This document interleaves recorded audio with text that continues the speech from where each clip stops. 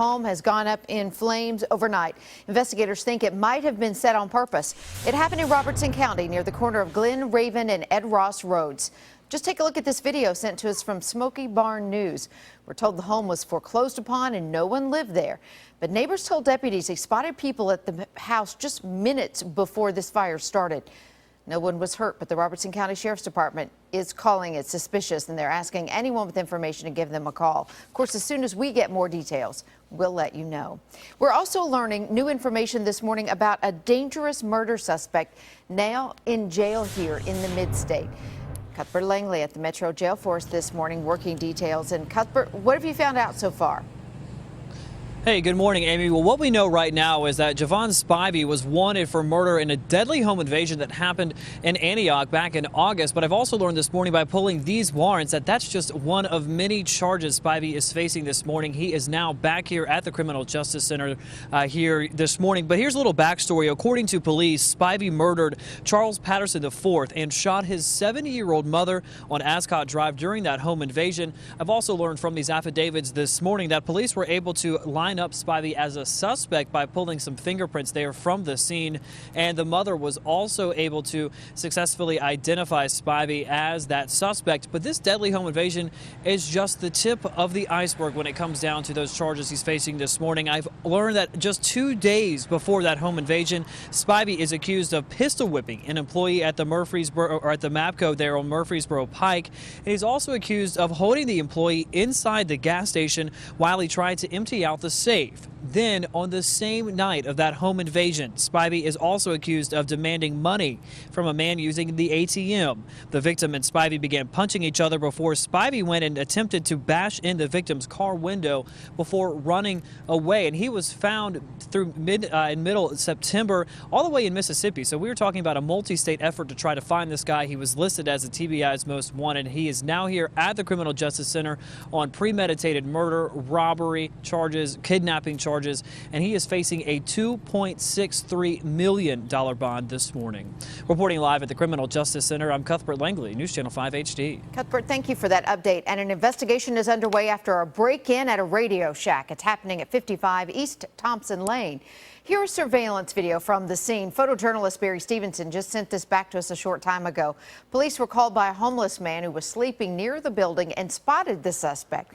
If you recognize this person, call Metro Police. We do have some breaking news this morning. We have just learned there's a case of enterovirus in our area. WBBJ over in Jackson reporting that a Henry County Medical Center has treated an 8-year-old girl. We're working to find out if this is the dangerous D68 strain that has made children sick in about 30 states. If so, it would be the first such case in our state. And now to the deadly health scare, Ebola. It's made its way onto American soil, and it's claimed thousands of lives already in West Africa.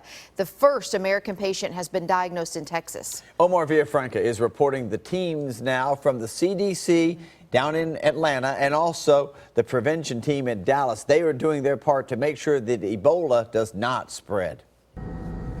As an unidentified patient undergoes treatment in isolation at Texas Health Presbyterian Hospital in Dallas, health authorities are now tracking down relatives or friends the patient may have visited after exhibiting symptoms of the deadly Ebola virus. It is certainly possible that someone who had contact with this individual, a family member or other individual, could develop Ebola in the coming weeks. But there is no doubt in my mind that we will stop it here. Ebola spreads through direct contact with bodily fluids from an infected person showing signs of the virus. The patient didn't have symptoms of Ebola when flying from Liberia to the U.S. on September 19th. We do not believe there is any risk to anyone who was on the flight at that time. Officials here at Texas Health say they have a plan in place to handle Ebola cases, and there is no risk to other patients coming here for treatment. Still, people in the community are worried. I would just want to make sure that if we've got our kids going to doctors and going there, that it's a safe place to go. Crew members who transported the patient to the hospital on Sunday are not showing symptoms of Ebola, but will be quarantined at home. The ambulance they carried the patient in was in use afterwards, but is now out of service for extensive decontamination. Omar Villafranca, CBS News, Dallas. We're also learning that patient actually came to Texas Health late last week, but was sent home with non-specific symptoms. Texas Governor Rick Perry is in Dallas today to hold a news conference about the Ebola case. Meantime, 700 soldiers at Fort Campbell are joining the fight against the spread of the deadly disease. They're going to be building 17 different healthcare facilities for infected doctors and healthcare workers in Liberia.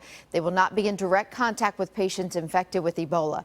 After the announcement, U.S. Senator Lamar Alexander released a statement saying the United States knows how to protect our healthcare workers who are controlling the epidemic and the Fort Campbell troops who are providing logistical support. And Senator Bob Corker added, the Fort Campbell community has shown time and again that their unique capabilities remain essential to our national security. The soldiers will deploy in late October, and there will be a total of 6 months that they'll be there. The Pentagon is sending a total of 3,000 U.S. troops to West Africa.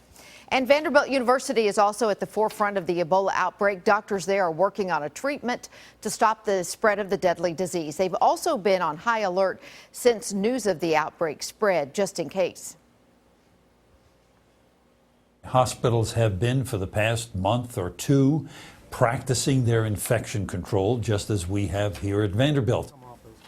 Vanderbilt researchers are working with the San Diego company that created the vaccine used to successfully treat 2 U.S. doctors. Up until that point, the vaccine had only been tested on monkeys. Well, a big announcement today for the Mother Church of Country Music. The Ryman Auditorium will break ground on a new expansion project. The additions will include a new event space, a tour attraction, and larger retail areas. While work is ongoing, the Tom Ryman statue will be removed. This is footage of when the statue was put into place. The auditorium was named after the riverboat captain where his funeral was held in what was then the Union Gospel Tabernacle Church. It's a mouthful So right there. There you go. Yeah, that's where you get the Mother Church from. That'd be cool, though, to have that expansion down there. Yeah, well, visitors.